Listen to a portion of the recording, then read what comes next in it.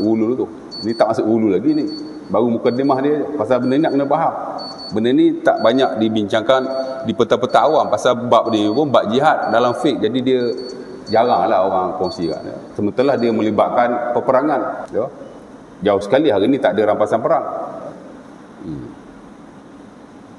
Kata Allah Subhanahu Wa Taala dalam ayat itu, surah At-Taubah ayat 41, tuan-tuan mungkin boleh rujuk tafsir balik. Wa'lamu annama ghanimtum min syai'in. Ketahuilah kamu semua bahawa apa-apa yang kamu rampas dalam peperangan, falillahi khumusuhu walir rasul, maka bagi Allah Ta'ala dan Rasulnya 1/5. Walijil kurba wal yatama wal masakin wa ibnis sabil, sampai habis ayat. Ya. Kemudian ada banyak lagi hadis-hadis Nabi SAW dalam bab taksim al-ghanaim, harta rampasan perang ni kita nak bagi macam mana ya? Allah Ta'ala dah ajak basicnya. Kemudian Nabi pula mengajar secara detail dalam hadis-hadis baginda. Tuan-tuan boleh rujuk balik dalam kitab fiqh, ada. Memang ada bab pembagian harta rampasan. Secara amnya dia mesti dibahagi 5. 1 bahagian kepada Allah dan Rasul, 4 bahagian lain baru kepada pejuang Islam dengan portion-portion tertentu. Yang mana saya tak payahlah ajar di sini kerana itu dalam fiqh. Tapi kita belajar fiqh dulu, memang kita belajarlah dalam kitabul jihad portion-portion berkenaan. Jadi dibagi 5 bahagian adalah pembahagian itu. Sebelum dibahagikan, dia tidak boleh diambil oleh sesiapa. Dan bila kita ambil bahagian berkenaan sebelum dibahagikan, itu yang disebut oleh hulul dalam syarak. Jadi cerita dia, ada beberapa hadis Nabi SAW yang ambil kesempatan di mana dia telah mengambil sebahagian daripada harta rampasan perang itu sebelum dibahagikan, atau dalam erti kata lain, dia telah melakukan hulul. Dan kalau kita lihat ghulu yang dilakukan oleh para sebahagian sahabat Nabi SAW ini, tidaklah sebesar mana pun. Ada yang ambil hanya sehelai kain rida. Dan bila sahabat-sahabat yang lain memujinya, hani'an fulan asyahid ataupun hani'an asyahadah, maka Nabi berkata, kalla laqad ra'aituhu fin nari di burdatin ghallaha yauma Khaybar atau kama qala. Jadi bila ada orang mati tu, orang pujilah syahid kan. Maka Nabi pun berkata, jangan kamu berkata begitu, kerana aku melihat dia berada dalam neraka kerana dia telah mencuri sehelai kain rida sebelum dibahagi-bahagikan ya. Sebab itu sebahagian para ulama menyatakan bahawa kita tidak boleh memanggil seseorang itu sebagai asyahid secara pasti, confirm.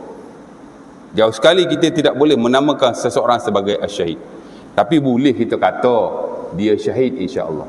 Tapi tak boleh kita namakan dia asyahid fulan ibnu fulan, asyahid fulan ibnu fulan, kerana kita tidak ketahui kedudukannya di sisi Allah Subhanahu Wa Taala sebagaimana yang berlaku pada zaman Rasulullah SAW, di mana Nabi pun larang ya, setengah sahabat yang mati di medan peperangan untuk dipanggil asyahid, kerana kita tidak tahu keadaan dia yang sebenar. Walau bagaimanapun kita boleh kata mudah-mudahan syahid.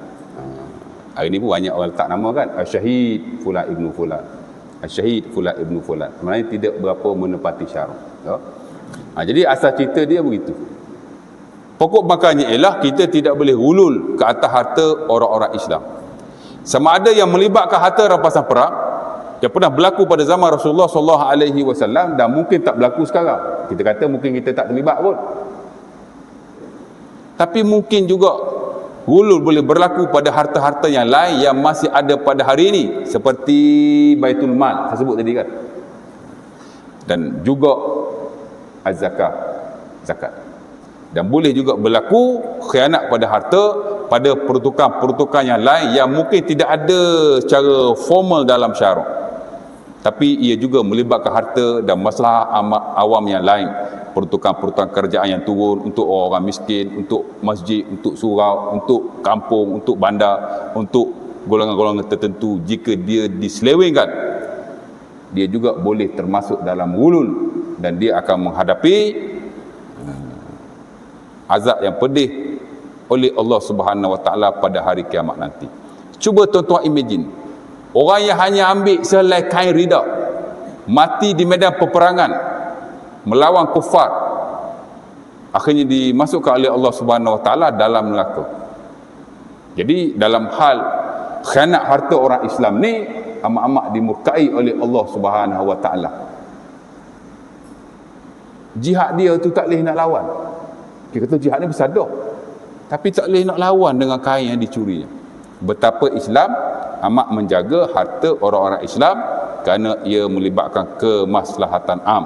Sebab itu bila kita dapat pertukaran tertentu, dapat duit-duit tertentu, kadang-kadang orang bagi duit kat kita orang kuat kawasan sini untuk diagihkan, kita pun ambil sikit. Dalam bahasa Melayu kita panggil cilok. Maka akan termasuk dalam konteks gulul, di mana Az-Zahabi telah memasukkannya sebagai satu dosa yang besar, sabit daripada hadis dari Nabi SAW. Jadi biar kita miskin harta, as long as kita tidak memakan harta yang lain ataupun harta orang lain secara batil, walaupun RM1, walaupun 50 sen, apatah lagi kalau kita ambil harta awam, ribu-ribu, ratus-ratus ribu, juta-juta, bilion-bilion, agak-agak boleh lepas. Tidak ada kena mengena dengan hidup dan yang mati. Aku qauli hadza wa astaghfirullah azim li wa lakum. Assalamualaikum warahmatullahi wabarakatuh.